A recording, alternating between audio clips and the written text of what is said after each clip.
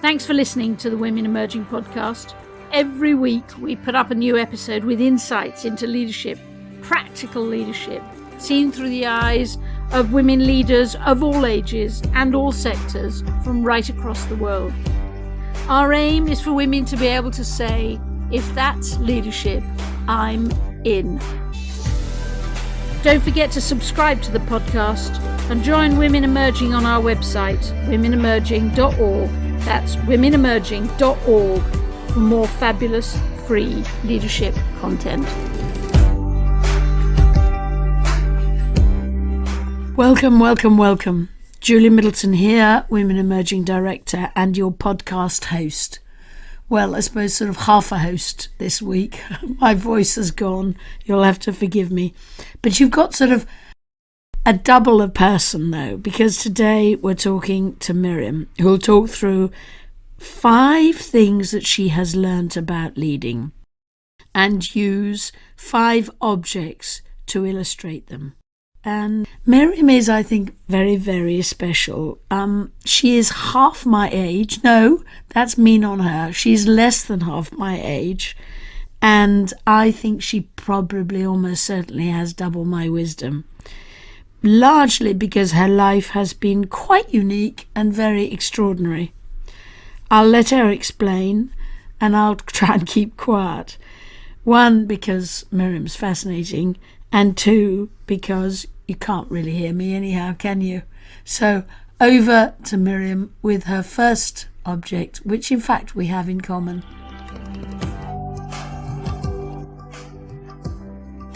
Miriam, when we first met, I had my remarkable pen in my hand and you jumped on it. We both have remarkables.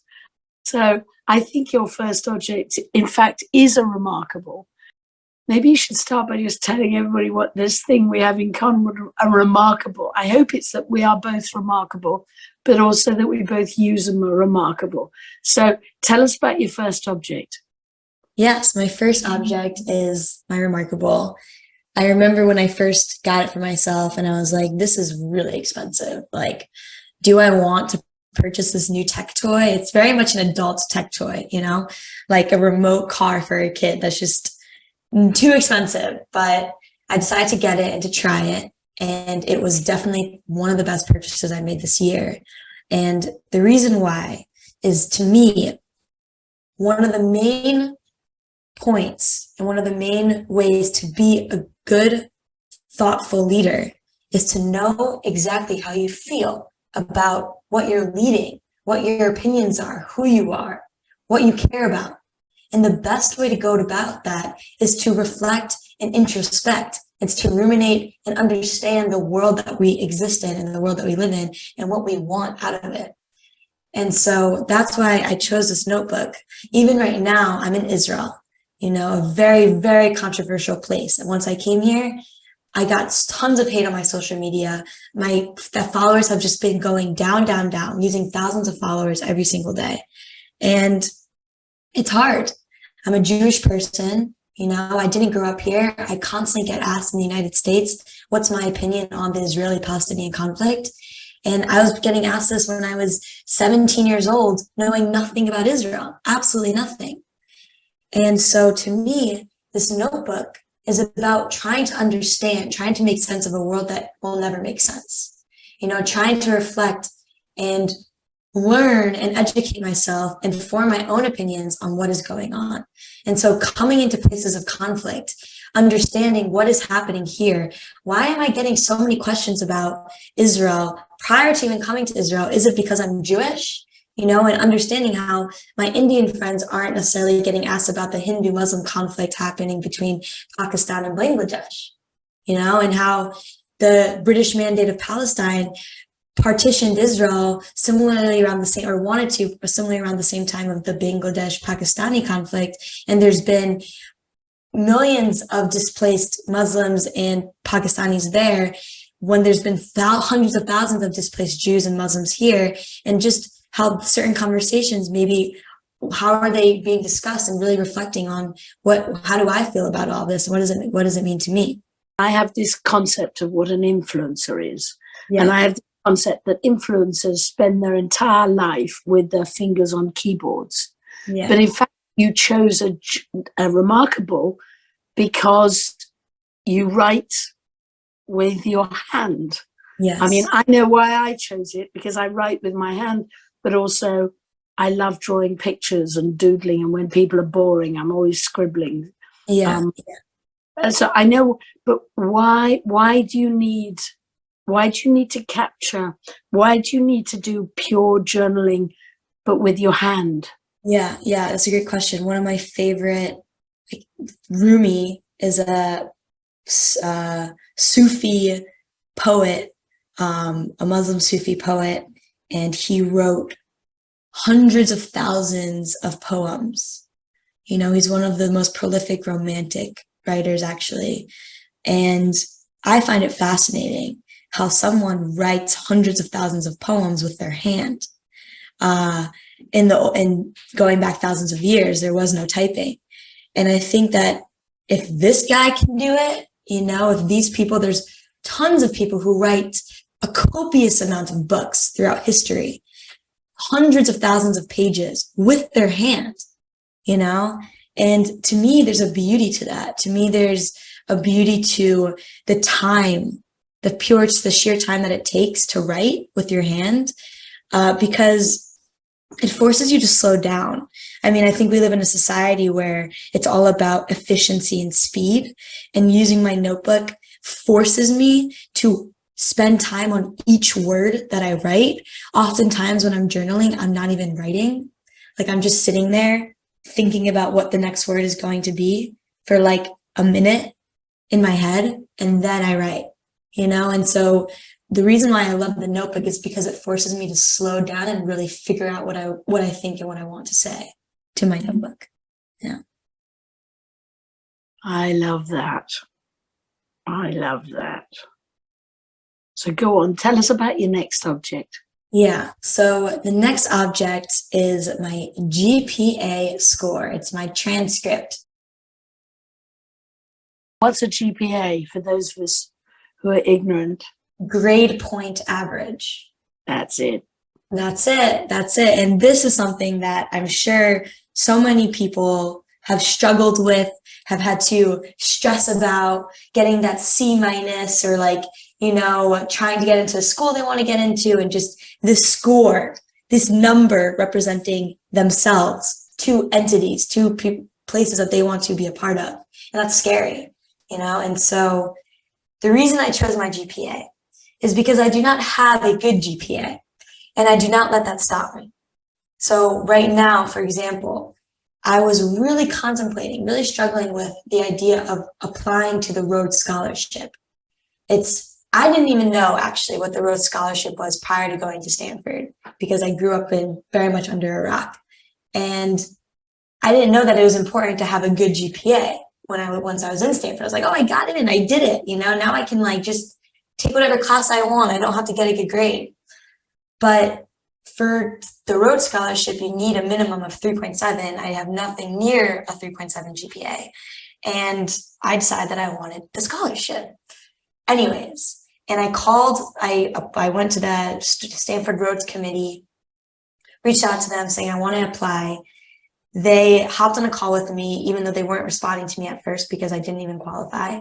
And I said to her, like, look, like, I don't want you to speak yet. I want you to hear my story. This is why my GPA score is low. This is what the story is. And she said to me, just so you know, it's super unlikely that they're even going to look at your application. No one in Stanford's history has ever even tried to apply with a score below a 3.7. And I've been working with Stanford for over 20 years on this. So she's like, it's not going to happen, pretty much. And I was like, great, I'm going to be the first one then, you know? And so to me, the reason I chose this GPA score is because I don't want to let the idea of impossible stop you. That's what being a leader is. It's just an idea of impossible. My mother always says, no is simply a slow yes. Just because somebody says no, just because you don't qualify, doesn't mean you shouldn't try. You genuinely miss 100% of the shots you don't take. And Henry Ford actually says one of my favorite quotes, which is whether you think you can or you think you can't, you're right. And so I don't want to let the idea of thinking I can't because I don't qualify stop me from doing something. I want to dare to think that I can. And if I don't get it, then I know that I gave it my all. And my philosophy is just to try anyways. And so that's kind of what that represents to me. Yeah. Does that make you a slightly dangerous leader? Yeah, totally, 100%. Because that means that people have a reason to fear me because nothing's going to stop me. Them saying no, my lack of qualifications, my small body, none of that's going to stop me from going places and doing things. And so 100% it makes me a dangerous leader. Just help me. I really struggle with the expression fake it. Yes. Mm-hmm. Because I think probably for obvious reasons, faking it to other people is horrible. Faking it to yourself is pretty horrible. Yeah. So do you use the expression fake it? Yes, I do. Fake it till you make it is one of my biggest slogans in life. And that very much ties into this and this idea of going for it anyways. And one of the reasons why I love that expression too is because it's so ambiguous. So many people define it in different ways. And I love that, to be honest with you. And that's why I own it. I own that. And because to me, faking it is about literally lying to yourself, literally saying to yourself, I qualify for the scholarship. That's not true. You don't. You genuinely do not qualify for the scholarship, but you're saying to yourself that you do so that you believe that you will succeed in whatever it is that you're trying to do. And so faking it is about faking confidence. It's about faking belief in yourself when you just don't have it, but allowing yourself to do the rhythms, to walk the steps towards whatever that goal is anyways. That's what faking it is to me. And so my podcast is called Faking It, and it's all about empowering women to do just that. Yeah. Okay. I've reframed the word fake. Your next object is the most ridiculous pair of glasses I've seen in a very long time. Yes. So I don't know if this is a video podcast too, but these are my glasses. Heart-shaped. I love wearing them. They're my favorite pair. I bring them with me everywhere. Have multiple of them. They're like $7 on Amazon. So anybody can get them. And the reason that these are my favorite, that this represents so much to me, is because my last name is made up. My last name used to be Hensler, and now it's Hart. And so that is what these heart-shaped glasses to me represent, is my vision of changing my last name to Hart. And the reason I did that is because, and this is very interesting, the reason I did that is because my mother, actually, she coined the last name first. And her maiden name is Labov, which in Hebrew, Lev means heart. And that's kind of where heart came from. And she just did it with 2 A's because it looks sexier that way. And her vision was that this name represents our new life, our life of freedom, of empowering and inspiring women to take ownership of their lives too. And I bought into that vision. And so these heart-shaped glasses represent a vision that you have to find, and then buying other people and helping them buy into the vision too. So to be a good leader is not just to tell people what to do, it's not just to say, this is what I want, this is our goals, these are the metrics we're trying to hit, but it's about giving people their why. My why is freedom, and I represent that why through my last name. And whenever you're leading a group of people, it's about giving them this motivation, telling them this is the why, this is why we're working hard, this is why we're doing what we're doing, because we need to give somebody this internal drive, this internal motivation. It can't come from you, it has to come from within. And it's about helping them buy into whatever your vision is. And so that's what these glasses represent to me, and that's what I think is so important in terms of being a good leader. Yeah. And it's interesting because your motivation now and your way of living life and is almost violently diametrically opposed Oh, yeah. The one you lived in till you were what, 16? Yeah. Mm-hmm. Yeah. So for some context, I grew up in a very fundamentalist religious community where women were married off in their teenage years, did not use birth control. My sister was in an arranged marriage, my mother, my grandparents, all my aunts, and had multiple children. Women had to cover their bodies, their hair. And so the idea of what was right and wrong in that community was very black and white. This is right, this is wrong. You put on this shoe on first in the morning, you wash this hand first, everything is controlled, everything. And right now I live a life full of choice. It's debilitating.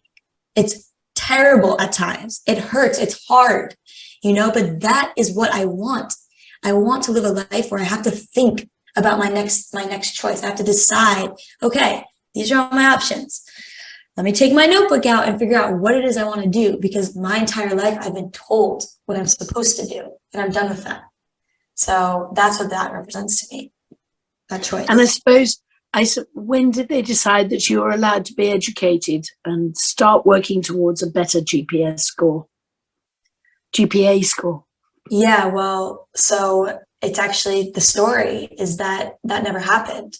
And what happened is that I wanted to leave when I was 16 years old. I built an app when I was 13, fell in love with computer science. And once I broke the pillars of morality, of religious morality in my mind, literally shattered them to the ground and had to start from scratch, I asked myself the question, what do I want? And the answer is to build things through engineering. And so I applied for a computer science summer camp in San Francisco, had to lie, back to the faking it, about taking computer science classes, because that was a prerequisite. But my school had no extracurriculars. My school had no AP classes. My school was in a trailer park. So I wasn't gonna let that stop me from applying for this program. Applied anyways, and I qualified in terms of what I knew. And so got accepted, finished high school early, moved to San Francisco, and then spent those 2 years pretty much working at my ACT score from a 14 out of 36, which is 5 points below the national average, which is pretty bad. Some parts of the US is like pretty illiterate, and then working it up to the minimum of what Stanford accepts, which is a 31, so more than double. And yeah, just had my story and had the minimum that I needed to get into Stanford for me to qualify. So that's what I had to do. Mm-hmm. And then you started wearing outrageous shoes as well as glasses. Yes. Yeah. And so I can get into that, which is my next object. And I'm literally going to take my shoe off right now and show you guys. This is my shoe. It's a bright pink hiking shoe. And there's a couple things about this I can really talk about. So in particular, sneaker. My brand is platforms or crazy sneakers. That's my brand in terms of the shoes I wear. And what's interesting about this sneaker, and I'm glad I wore a sneaker, not a platform today, is because when I was in 6th grade, I was bullied as a kid, which is very common for leaders. I feel like they get bullied, And my mom went to PTA, and the teacher said to her, can you please buy your daughter, is there something financially going on in your family? And my mom was like, why are you asking me that? That's a weird question. And she said, well, your daughter wears the same pairs of Skechers every day, and she gets made fun of for wearing sneakers. Can you buy her a pair of nice flats or something that's more appropriate so she doesn't get made fun of? She's being bullied for it. So my mom came home and she pulls me to the side and she's like, Miriam, let me buy you a pair of nice flats. Why are you wearing these sneakers? You're being bullied. I didn't know. Why didn't you tell me this? And I was like, I don't care. I like wearing sneakers. How else am I supposed to run outside and do what I want during recess? I want to run around, And so that whole idea of me wearing sneakers is about me being radically myself, even from a young age.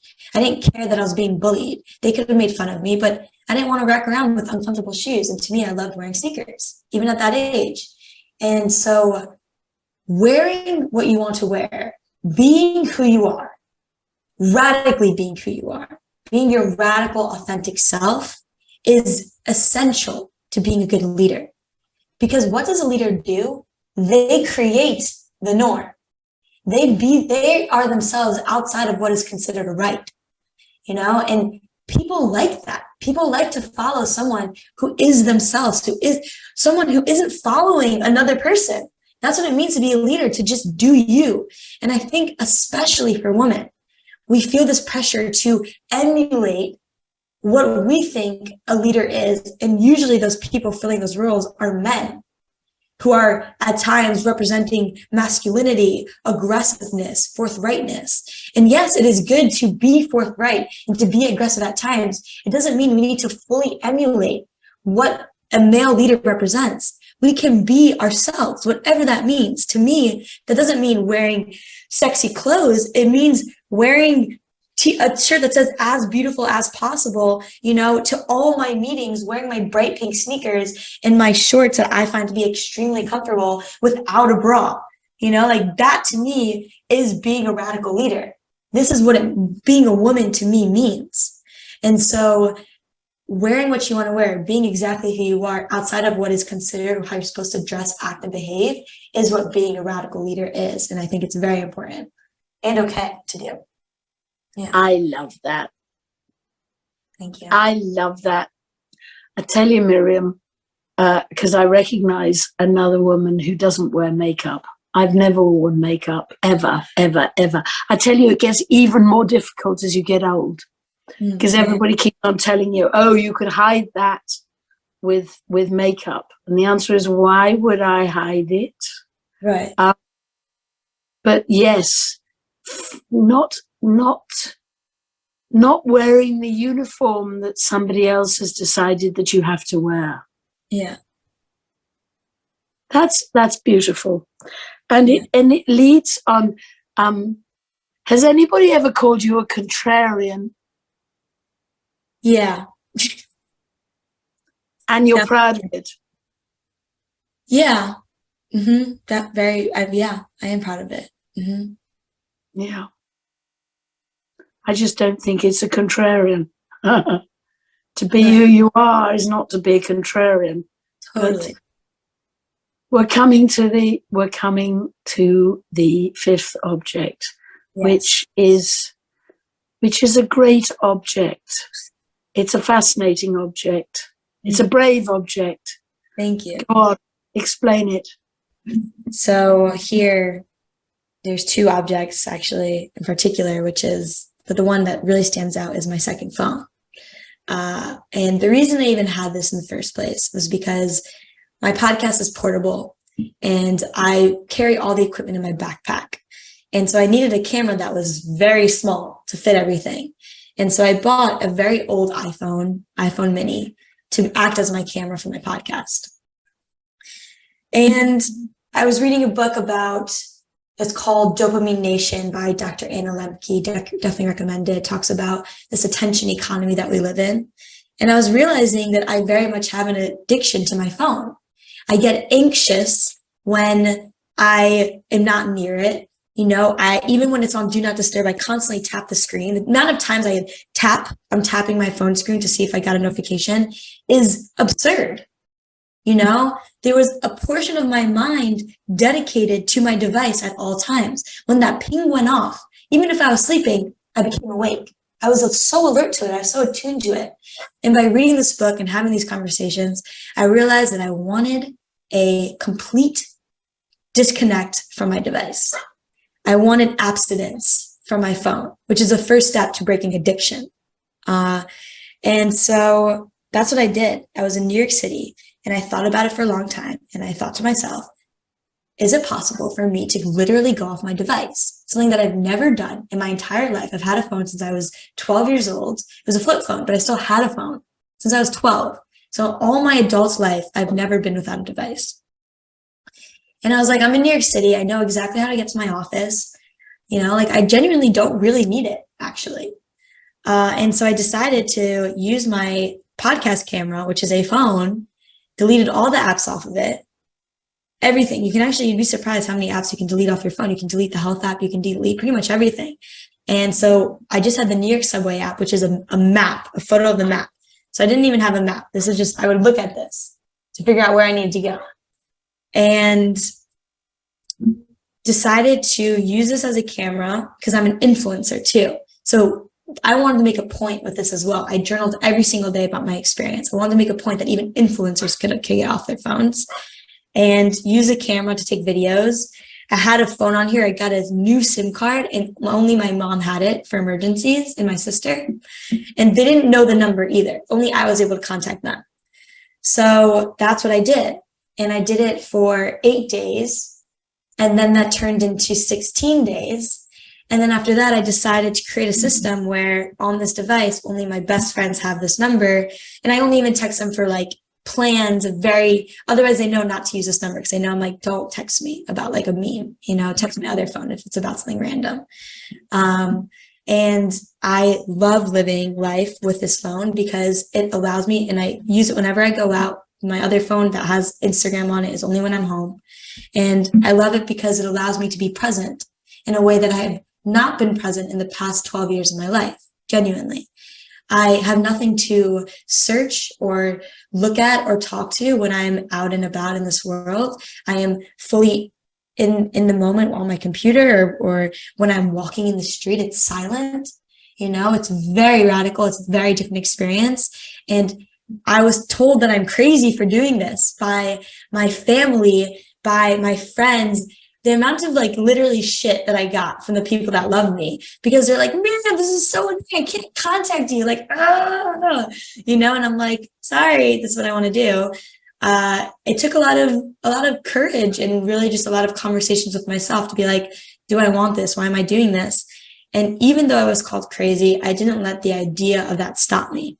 And I think that's like the point of this, of what I'm trying to get across, is that oftentimes we want to do things that seem crazy, buying another phone and using that as an influencer, going out and like just being disconnected, like just tons of things, doing push-ups. I remember like sometimes I was cold and just being like, all I want to do is do push-ups right now, and just getting down and doing push-ups.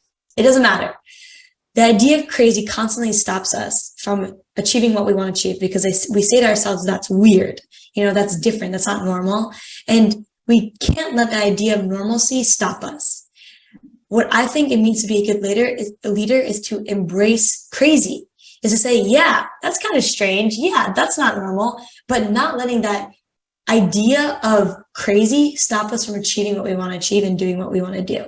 It's really about radically coming into yourself and asking yourself, what do you want? And not letting crazy stop you. Because crazy can stop you, can't it? If someone tells you you're crazy, it can stop you.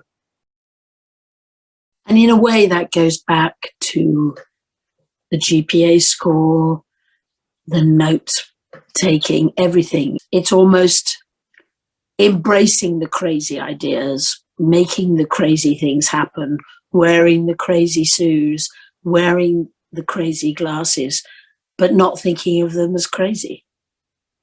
Yeah. No, I think that like I've decided that crazy to me is normal. Crazy is my normal. And I was lucky to have that be proven to me by growing up in a community that I decided was crazy. I decided I don't want that to be my normal. And I was told my entire life that that's normal. And so then I said, well, if I'm saying that my normal isn't normal, then I get to apply that to everything in life. Clearly, this world wasn't built for me, so why do I have to play by its rules? And you don't need to be from a fundamentalist religious community to say that. You can be queer, and be like, well, this idea of a couple that I'm being shoved down my throat doesn't apply to me. And therefore, why should I play by the rules of everything else if clearly the system was built for a straight, white, rich man? That's the world we live in. That's the world that, like, seats in cars, they were designed for men. That's more women statistically die by airbags than men.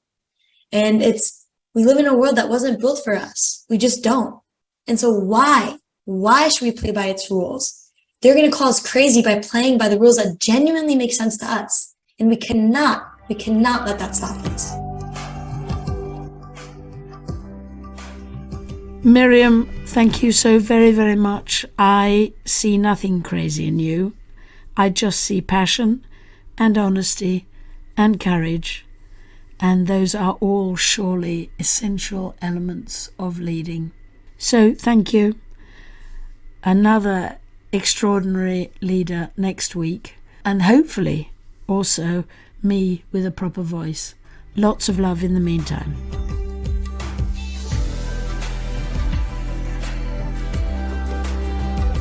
To become part of our movement and share your thinking with us, subscribe to the podcast and join the Women Emerging group on our website at womenemerging.org. We love all of the messages you send us. Keep them coming.